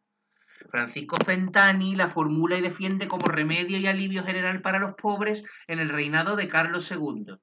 Y a medida que la situación general se agrava con mayores dificultades y el estado económico de España sigue cada día empeorando hasta llegar a una situación caótica que no es patrimonio de nuestro país, sino que corresponde a la transición entre dos economías, la que expira y la que nace, pero que pesa abrumadoramente sobre el reinado del último Austria, el ingenio español se traduce en escritos sobre economía política. La situación y relaciones del comercio con América las trata José de Beitia Linaje en Norte de la contratación de las Indias Occidentales, que unos años más tarde se traducirá al inglés. Un eminente historiador aragonés defiende con elegante forma la libertad de comercio en Discursos históricos políticos sobre lo que se ofrece tratar en la Junta de los Ilustrísimos Cuatro Brazos del Reino de Aragón, de los eclesiásticos, nobles, caballeros e hidalgos, de las universidades que el rey nuestro señor don Carlos II ha mandado congregar este año de 1684, por Diego José Dormer. Este no vulgar escritor, que tan merecida reputación alcanzó en aquellos tiempos, expresa su opinión a favor de la libertad de comercio, con observaciones afinadísimas, y en realidad demuestra su percepción de las nuevas modalidades en las relaciones comerciales entre los pueblos que se iban estableciendo. Y con él resaltan dos nombres ilustres en la economía española: Miguel Álvarez Osorio y Reding, que en estas cuestiones es quizá la figura culminante del siglo XVII, sin los atrevimientos de Moncada, pero también con mayor visión de la realidad española, y Manuel de Lira, que sobrepasó al propio Moncada en lo radical de los remedios que señala para el mejoramiento de la situación del país.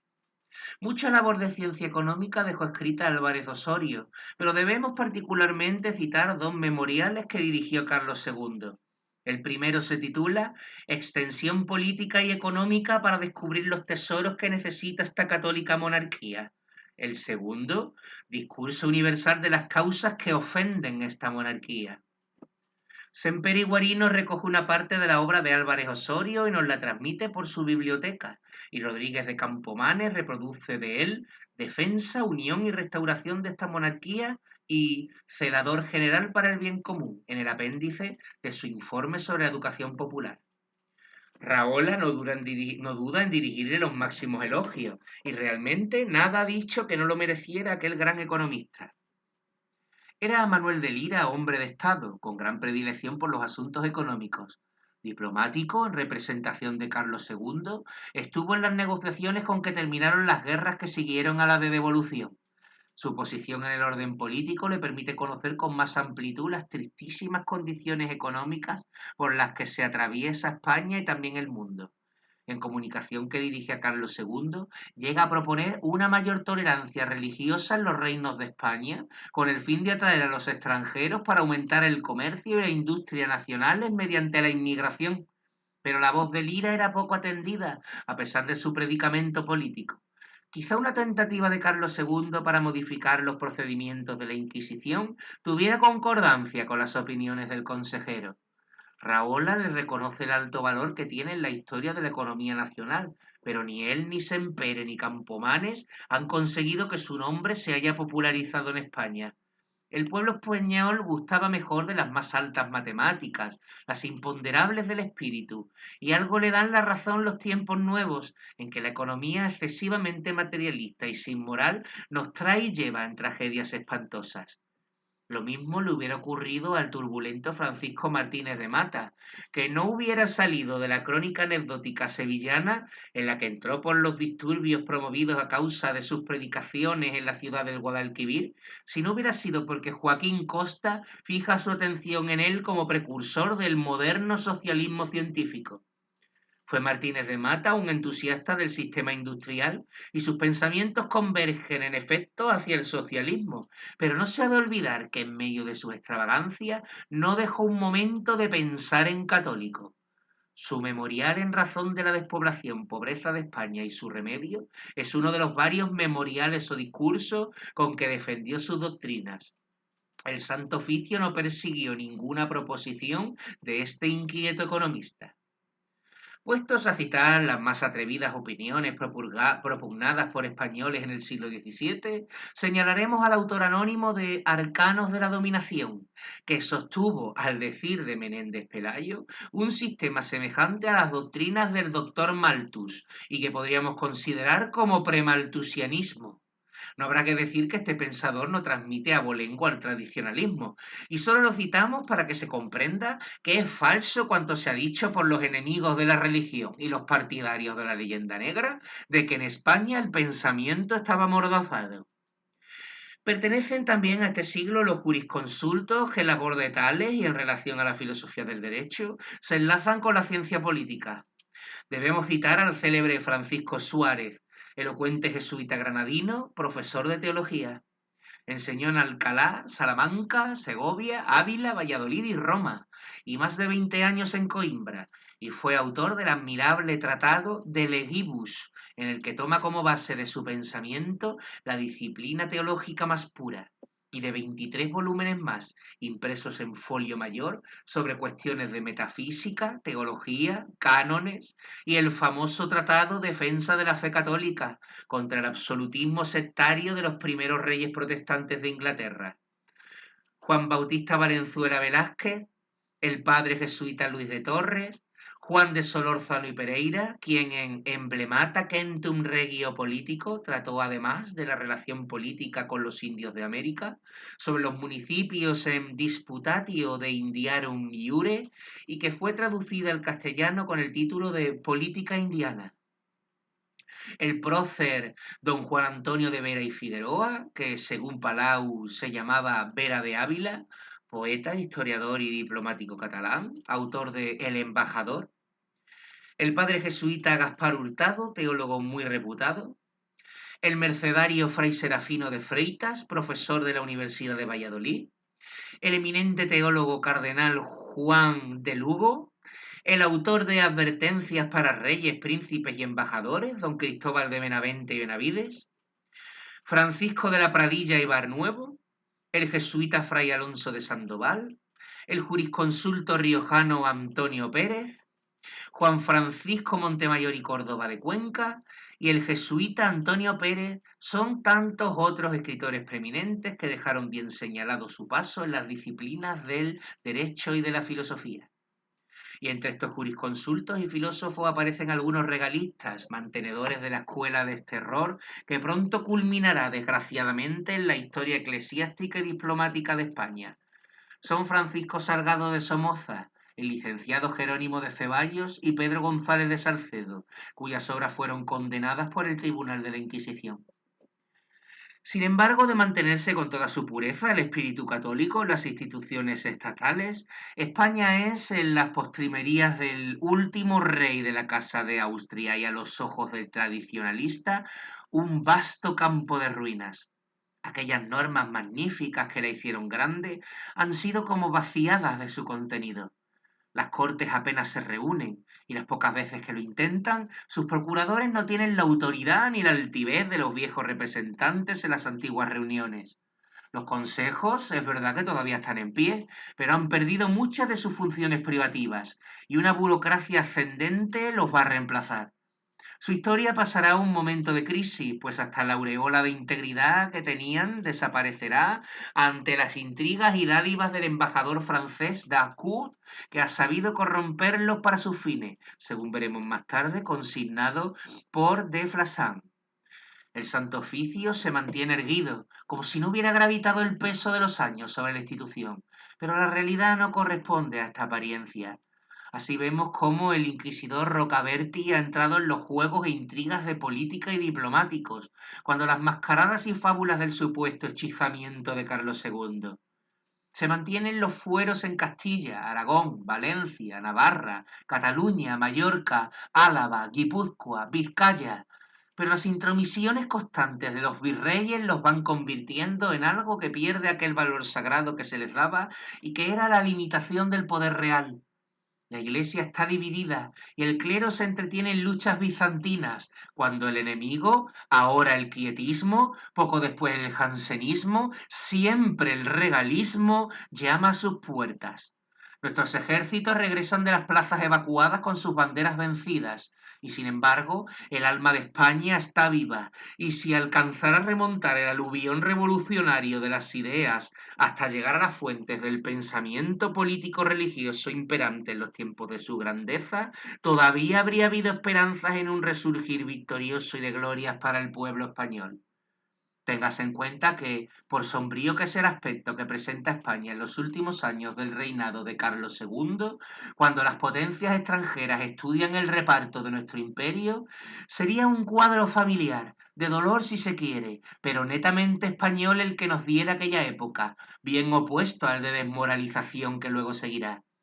Con razón ha dicho Eugenio de Tapia que no se habían perdido medios para ennegrecer la historia española del siglo XVII con tal de justificar el advenimiento de los Borbones. Y es verdad, en España existía todavía el aliento español antes de quedar extranjerizada por la victoria de las armas filipistas en la Guerra de Sucesión. Esta fue la última lucha entre la tradición expirante y el espíritu nuevo, que venía adornado con las galas corruptoras de las cortesanías de Versalles y con un pensamiento diametralmente opuesto al ser peculiar del pueblo español. Y es quizá la primera lucha entre la España tradicionalista y la extranjerizante, cuando aquella trata de volver por la ruta y por los cauces nacionales, reincorporando las instituciones del pasado a las necesidades del presente, pero manteniendo con toda su pureza cuanto era consubstancial con el pueblo español. Instituciones que hubieran podido volver a la vida y que debían ser conservadas, y así lo comprendieron los españoles que siguieron las banderas con el águila bicéfala contra los estandartes de las lices francesas. Y lo comprendieron ambos pretendientes, porque sabía cada cual lo que representaba. El archiduque Carlos se abraza a la enseña de la tradición española, y esta es en realidad la que vence en Almenar y la que sufre la derrota en Almansa. Felipe V se presenta como el renovador de una España caduca, a la que quiere inyectar lo que se ha venido llamando el espíritu nuevo europeo, es decir, el novador, el extranjero, el sujeto a las modas y caprichos de los tiempos. fue por un fenómeno natural y que se verá siempre en la historia cómo la legitimidad buscó en el viejo espíritu español el fundamento a sus derechos y su razón de ser. La legitimidad en los momentos de honda crisis en los que debe defender sus derechos amenazados, siempre tiende a afirmarse en la tradición y recibe el aliento de su pasado, se desposa con su herencia histórica, comulga con los que fueron durante la historia centenaria, tales los Estuardos en Inglaterra, tales los Borbones en Francia, los Borbones en Italia, los reyes carlistas en España. La ilegitimidad siempre halaga las pasiones, les justifica de un espíritu nuevo, quiere abrir ventanas al extranjero, acepta los caprichos de las modas del momento, es representativa de una llamada renovación. Así Enrique de Trastámara en Castilla, la casa de Hanover en Inglaterra, la dinastía de Saboya en Italia, la usurpadora dinastía isabelina en España y el advenimiento de los Orleans al trono de Francia. Vamos a descender como en derrumbamiento desde las cumbres de la Casa de Austria hasta las hondonadas laberínticas en que la tradición de España va a intrincarse y dispersarse bajo la Casa de Borbón. Conviene detenerse y espaciar la mirada hacia los horizontes de lo que se va y de lo que está surgiendo. ¿Quién sabe de los juicios de Dios? Examinando la historia, se asombra uno del torcimiento de la figura del emperador Carlos V ante las circunstancias complejísimas de aquella turbulenta época. El César va sintiéndose cansado y parece soñar ya con el reposo en Yuste. Debajo de la recia armadura del guerrero se ablanda el hombre, sin duda mal aconsejado. Había vencido a Francisco I de Francia y la corte pontificia, temiendo por sus estados seculares, se alió con Francia, Venecia y otros estados italianos para expulsar a los españoles de Italia. En estas disputas vinieron los perros. Los protestantes luteranos sacaban partido porque aprovechaban aquellas discordias para ir consolidando su sistema. Y desde el oriente de Europa avanzaban los turcos. Y ahora Francisco I el que se alía con ellos, porque merced a los viceversas del que se llena, como de remolinos, aquel periodo pudo alzarse después de vencido el rey caballero, merced a la mano que Roma le tendiera. En 1526, muerto en lucha contra los turcos, el soberano de Hungría y Bohemia, fue elegido Fernando, hermano de Carlos I. Viena sitiada. El rey de Francia se alía con los protestantes. ¿Quién tuvo la culpa, traído y llevado por intereses y pasiones, de que la reforma tomase más cuerpo de día en día? Todos pusieron en ello sus manos.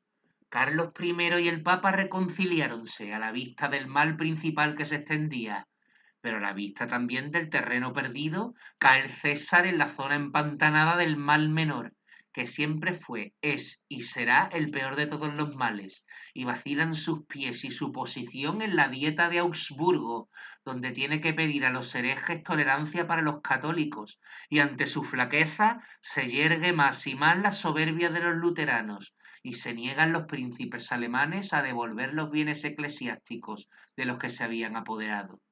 Mientras más pedía el emperador concordia, más se burlaban los protestantes con habilidades y atrevimientos de orden teológico y con la táctica contraria, es decir, con la intransigencia.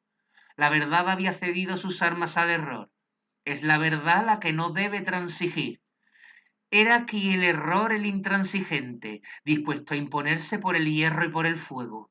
Carlos I procuró la reunión de un concilio general, que por cierto habían reclamado los luteranos, pero cuando se convocó, estos lo rehusaron, proponiendo en lugar de él unos coloquios religiosos para perder el tiempo en disputas. Era esa propuesta contraria a la doctrina católica, y sin embargo el emperador accedió y, equivocado sobre una aparente concordia, publicó el Ínterin de Ratisbona, que a ninguna de las partes pudo contentar, y menos a la protestante, que se replegó a su intransigencia sistemática. Los de Esmalcalda, Liga de los Estados Protestantes, fueron vencidos después de la guerra de este nombre en Milberg, cayendo prisioneros el elector de Sajonia y Felipe de Hesse, pero el emperador se indispuso nuevamente con el Papa y quiso ordenar por sí los asuntos religiosos de Alemania, expidiendo el ínterin de Augsburgo. No impuso cargas por los frutos de su victoria, y el enemigo se creció, y hubo que acordar la paz de Augsburgo a los 6 años del ínterin, beneficiosa para los luteranos y de todos modos germen de nuevas luchas y trastornos que produjeron la rotura definitiva de la unidad religiosa en Alemania, con graves consecuencias trascendentales a toda la catolicidad. Se quiso cohonestar lo incohonestable, el error con la verdad. Así vinieron las cosas. ¿Quién conoce los juicios de Dios? Jesucristo dijo, yo he venido a poner fuego a la tierra y qué he de querer sino que no arda. Y también dijo a sus fieles, seréis aborrecidos de todas las gentes por causa de mi nombre. Pero dijo también que pasará todo menos su palabra, y su providencia ha dado siempre los hombres necesarios para cada ocasión. Vino a atraer a las almas por la bondad y a redimirlas por su sacrificio, y en modo alguno nos recomendó una vida blanda y perezosa, sino vigilar, orar y luchar siempre contra los enemigos de la fe. Y he aquí que en el paroxismo de la audacia y de la insolencia y de la agresividad de la herejía alemana, que prendían los reyes y régulos concupiscentes de aquel país, y en el clero corrompido, y en el pueblo embrutecido, los núcleos sanos de la cristiandad se agrupan en Trento y afirman los principios inconmovibles del dogma, y se renuevan las ciencias eclesiásticas, y centellean con luz de lo alto las controversias doctrinales, y para que el momento de trascendental gravedad, para las grandes empresas en que habrá de combatir con denuedo y sin tregua, se recluta la legión que irá en cabeza ante las fuerzas de choque, la cual forma y acaudilla un capitán español, que da a su hueste el nombre marcial de compañía. Cuando la tempestad de las ideas, de la satánica rebeldía, iba encauzándose en la protesta luterana, y los nuevos doctores de la Reforma montaron nueva y falsa y abominable cátedra frente a la sabiduría inmortal de la Iglesia de Cristo, un gusano mortal con figura de hombre, inquietado por los deleites sensuales, ganado por el apetito ambicioso, se descarnó física y moralmente como la oruga en el tránsito a crisálida, y se transformó en el hombre de verdad, aligerando el cuerpo de adiposidades con la gimnasia de la penitencia y adorando al fuego del amor eterno las alas de su alma. En medio del gran trastorno que hemos descrito, he aquí que surge el hombre que hacía falta. Está en la ciudadela de Pamplona, sitiada por el ejército francés, sin apenas tropas ni municiones. Inútil la resistencia, mas él no se rinde. Herido de ambas piernas, es hecho prisionero y llevado al castillo de Loyola. Pero efecto de la primera cura, se hace preciso desarticularle la pierna derecha para engoznarla de nuevo.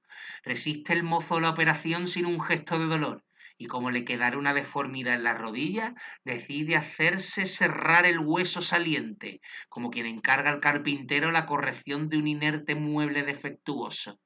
En vano los cirujanos pretendieron atemorizarlo, exaltándole los peligros del cercenamiento. Todavía, transcurrida la convalecencia, se impone una última tortura, colgándose un aparato de hierro a la pierna para igualarla a la otra. Este es su nombre, todo un nombre.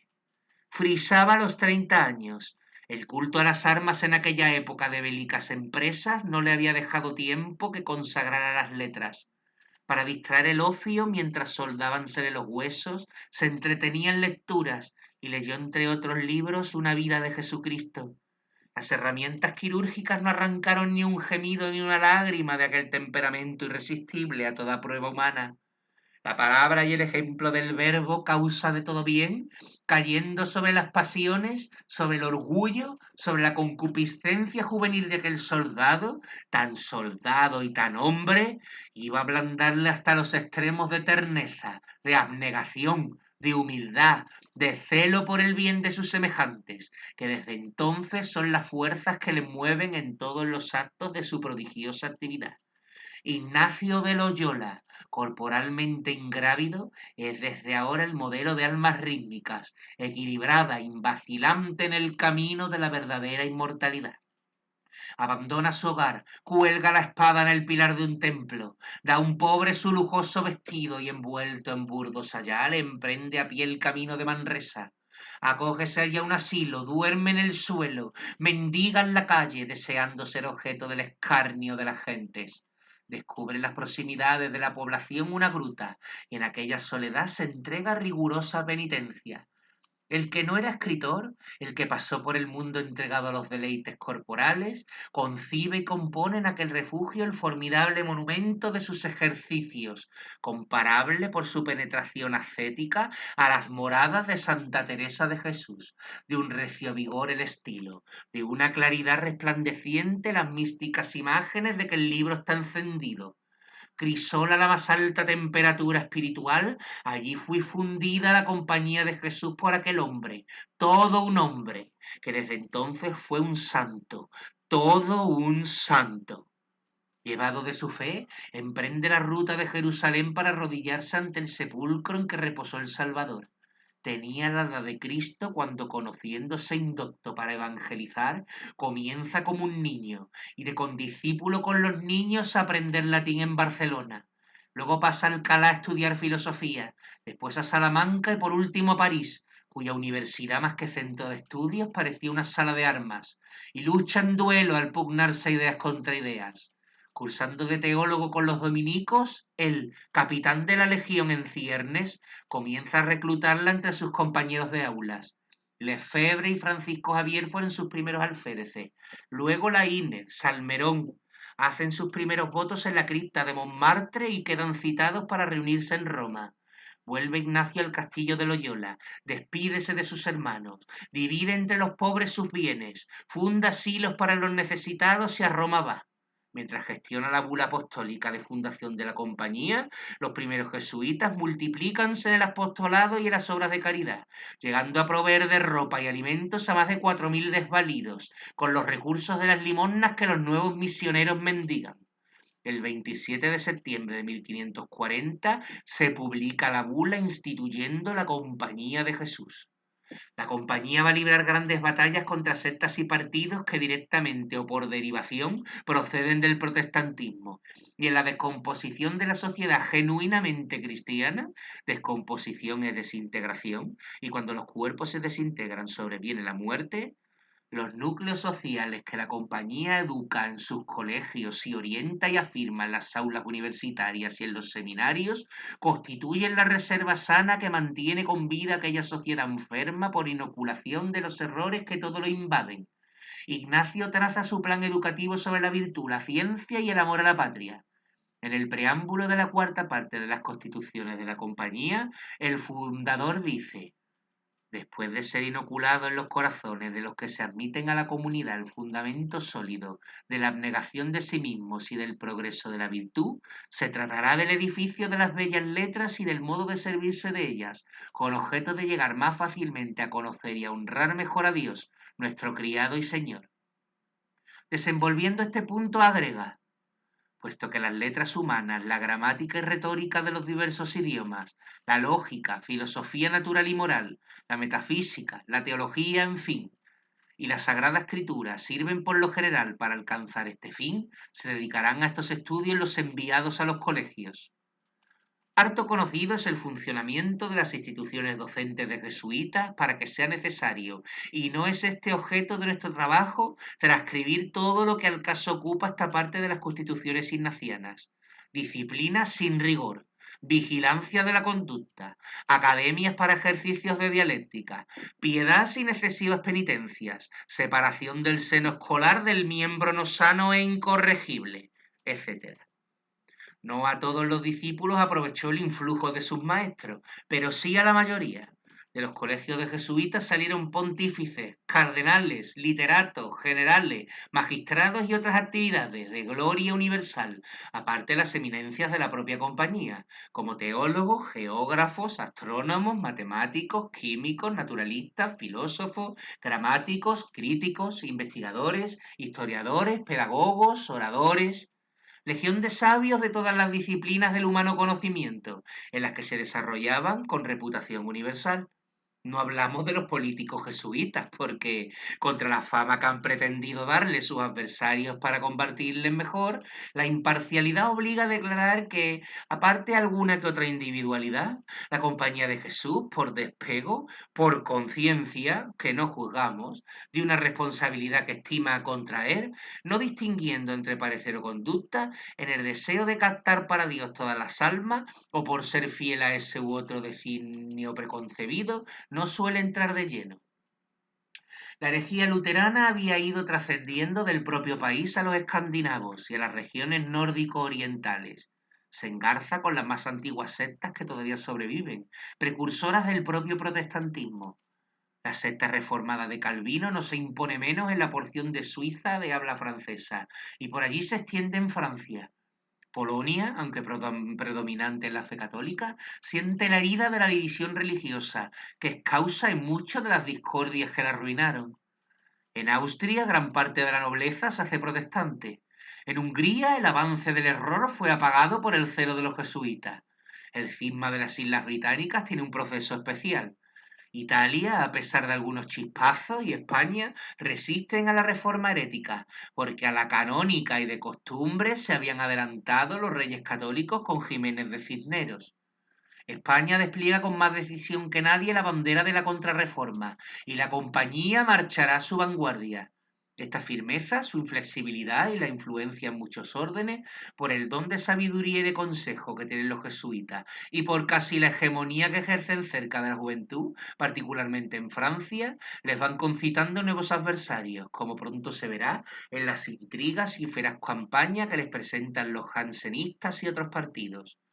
La historia política del siglo XVIII, en la que vamos a entrar, no se comprende si no se tiene en cuenta esta lucha entre los jesuitas, defendiendo el poder del soberano pontífice, y las escuelas y sectas enemigas de la autoridad de Roma y de toda autoridad. La tradición va replegándose lentamente, y cuando el filosofismo cante victoria sobre la Compañía de Jesús, expulsada y extinta, se desencadenará la tormenta de la Revolución Francesa.